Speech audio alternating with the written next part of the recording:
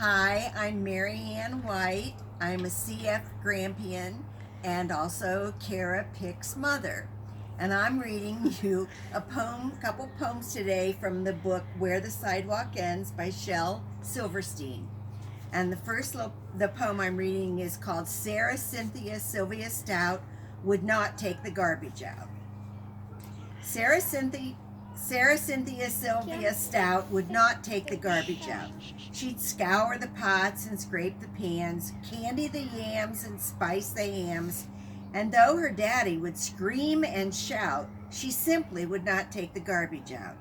And so it piled up to the ceilings: coffee grounds, potato peelings, brown bananas, rotten peas, chunks of sour cottage cheese. It filled the can, it covered the floor, it cracked the window and blocked the door with bacon rinds and chicken bones, drippy ends of ice cream cones, prune pits, peach pits, orange peel, gloppy glumps of cold oatmeal, pizza crusts and withered greens, soggy beans and tangerines, crusts of black burned buttered toast, gristly bits of beefy roasts.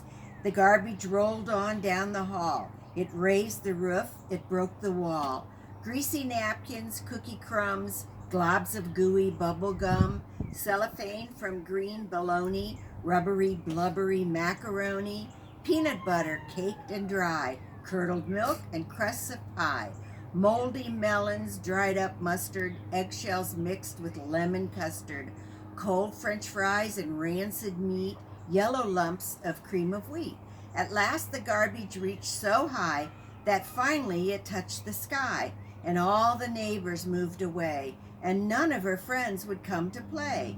And finally Sarah Cynthia Stout said, "Okay, I'll take the garbage out." But then, of course, it was too late. The garbage reached across the state, from New York to the Golden Gate, and there in the garbage she did hate, poor Sarah met an awful fate that I cannot right now relate, because the hour is much too late. But children, remember Sarah Stout and always take the garbage out. Can you show me the picture? Right? Picture.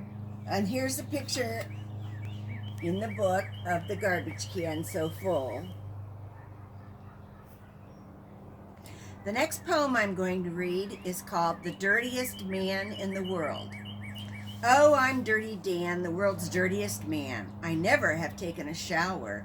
I can't see my shirt, it's so covered with dirt, and my ears have enough to grow flowers. But the water is either a little too hot or else it's a little too cold. I'm musty and dusty and patchy and scratchy and mangy and covered with mold. But the water is always a little too hot or else it's a little too cold.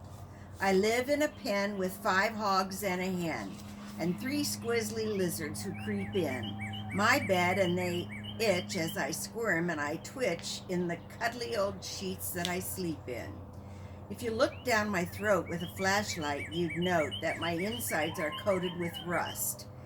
I creak when I walk and I squeak when I talk, and each time I sneeze, I blow dust. The thought of a towel and some soap makes me howl, and when people have something to tell me, they don't come and tell me, they stand back and yell it. I think they're afraid they might smell me. The bed bugs that leap on me sing me to sleep, and the garbage flies buzz me awake. They're the best friends I've found, and I fear they might drown, so I never go too near a lake. Each evening at 9, I sit down to dine with the termites who live in my chair, and I joke with the bats and have intimate chats with the cooties who crawl through my hair. I'd brighten my life if I just found a wife, but I fear that never will be, until I can find a girl gentle and kind, with a beautiful face and a sensitive mind, who sparkles and twinkles and glistens and shines, and who's almost as dirty as me. Is there a picture? Oh, and here's a picture of the dirtiest man in the world. And the last poem is My Beard. My beard grows to my toes. I never wear no clothes. I wraps my hair around my bear, and down the road I goes.